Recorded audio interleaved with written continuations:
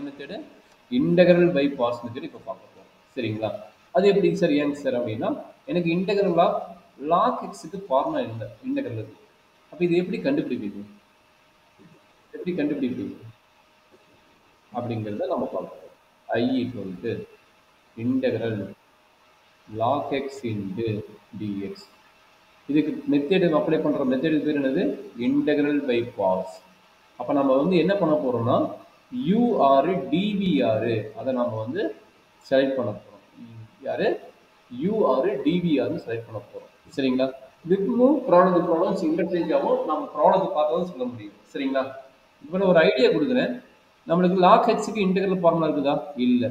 அதை வந்து நம்ம யார் இன்டெக்ரல் ஃபார்முலா இல்லையோ இல்லை யார் வந்து ஒரு டிக்ரீசிங் ஃபங்க்ஷன் போகுதோ அந்த கான்செப்ட் வந்து நம்ம மேக்ஸிமம் வந்து என்ன போகிறோம், அதை வந்து யூஆவும் மீதி இருக்கிற டைம் வந்து என்ன எடுக்க போகிறோம், டிவியாவும் எடுக்க போகிறோம். மீதி இருக்கிற டைம் என்ன எடுக்க போகிறோம், அதை எடுத்துட்டா மீதி இருக்கிற டைம் என்னவா இருக்கும், டிவியா இருக்கும். சரியாப்பா?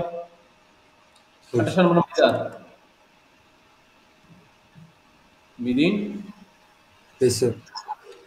இப்போ யூ எடுக்கிற கான்செப்ட் என்ன பண்ண போகிறோம், யூங்கிற எடுக்கிற கான்செப்ட்டுக்கு டெரிவேட்டிவாகவும் யூங்கிற எடுக்கிற கான்செப்ட்டுக்கு என்ன பண்ண போகிறீங்க, டெரிவேட்டிவாகவும் டிவி இருக்கிற இடத்துல என்ன பண்ண கான்செப்ட் அப்ளை பண்ணி இன்டெகிரேஷன் மெத்தடும் அப்ளை பண்ண போகிறீங்க. சரியாப்பா? இப்போ இதை டெரிவேட்டிவ் கண்டுபிடிச்சு என்ன கிடைக்குங்க? இதனோட டெரிவேட்டிவ் என்ன? du by dx. என்ன கிடைக்கும்? 1 by x. dv. அப்போ integral dv equal to integral dx. அப்போ dt கட்டாதுன்னு நினைக்கும். v ஈக்குவல் டு என்ன கிடைக்கும்? x கிடைக்கும். v ஈக்குவல் டு என்ன கிடைக்கும்? x கிடைக்கும். இதில் என்ன டவுட் இருக்குதா? அப்போ நம்மளுக்கு என்னென்ன வேல்யூ வேணும்? v வேணும், u வேணும், அண்ட் du வேணும். duங்கிறது கிராஸ் மல்டிப்ளை பண்ணுங்க. அப்போ du ஈக்குவல் என்ன கிடைக்குது? 1 by x into dx. கரெக்டாக என்ன? அப்போ இதை ஃபார்முலா அப்ளை பண்ணு. இன்டெகிரல் u into dv என்னது? log x into dx equal to uv. u என்னடா கண்ணுங்க? u என்ன